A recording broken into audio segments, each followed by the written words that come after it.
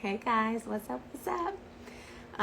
Yvette here, your less is more coach, helping entrepreneur moms create their simple and create more space in their business and in their lives. And I just came on here, obviously some mindset training again this week.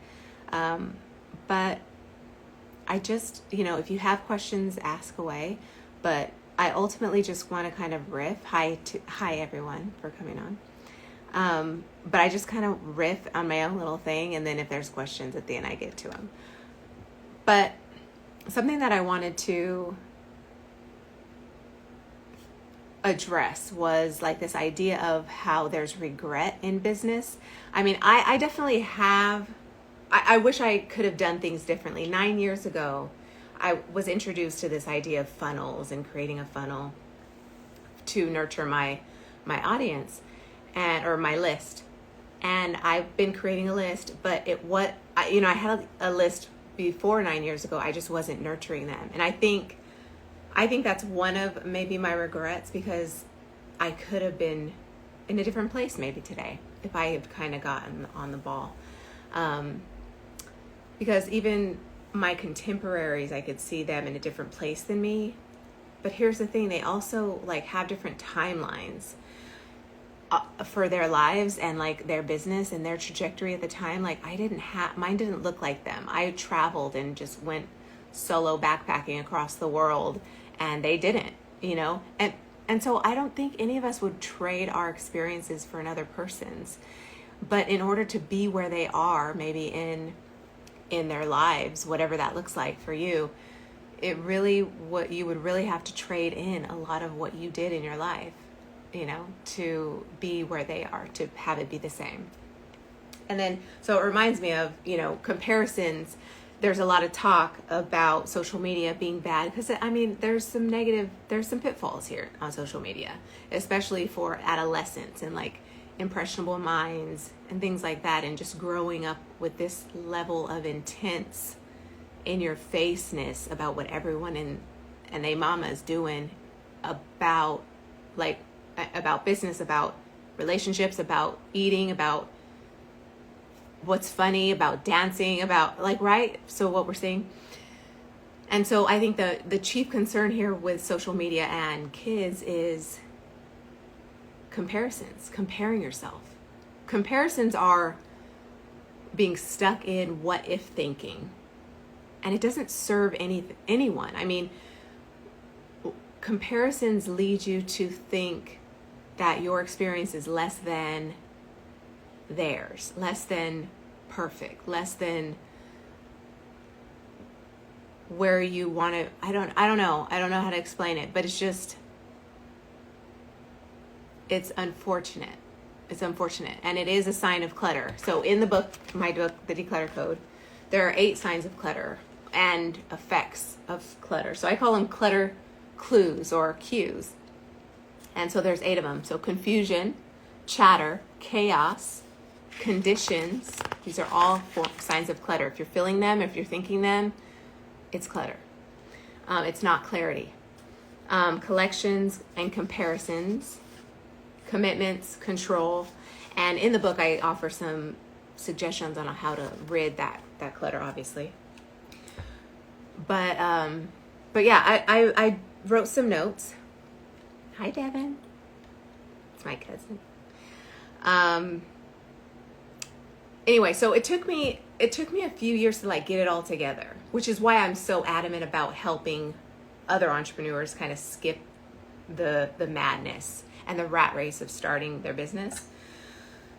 And so it took me a while to get on my own page with what I was going to do and where I was going to go, how I was going to nurture my audience, my list, because I was too busy building everyone else's funnels, everyone else's business in the corporate world, marketing director for however long. And I never wanted to do anything conflicting, or what do you call it? Non-compete. I never wanted to do that. So whenever I was working in the corporate world, I just was a good employee. But it did, delayed a lot of when I finally did start my business, which was kicked off when I was backpacking through the world because I wanted to like sustain my livelihood of backpacking and couch surfing and, you know, being anywhere and I wanted to go just on a whim. So I did. Aw, thank you. Mwah. Much love. So anyway, so being anywhere, right, on a whim. And that was kind of my focus at the time. And then that helped me launch my business because I needed some way to sustain myself. Because I didn't want to come back anytime soon. You know, I wanted to backpack for 5 years. I could have backpacked for years. Anyway, that's another story. And actually in this book. But, you know, then I came back to America and kept going with my business, and then, you know, got married, had kids, like, you know, and so it's a beautiful life, you know, and I think we get lost in, you know, the grass is greener on the other side, but it's really greener where you water it. I mean, it is true. Like, the more gratitude you give, the more present you are with your life, you really start to realize that you get everything you want.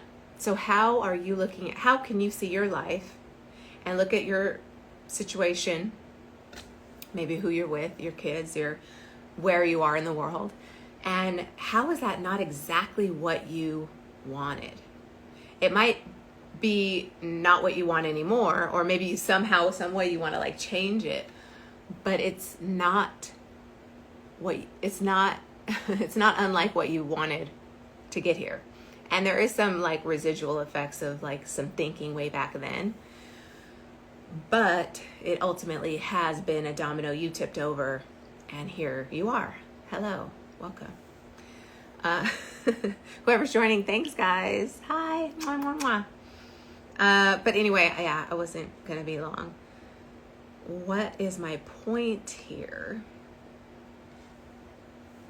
I think that's just really ultimately the point, because, you know, when it came to nurturing my list, I was worried about making a mistake. I'm a perfectionist, and it's bottlenecked me all the time, to the point where in my life I'm just like, ID gaff. Sorry. Yeah, ID gaff.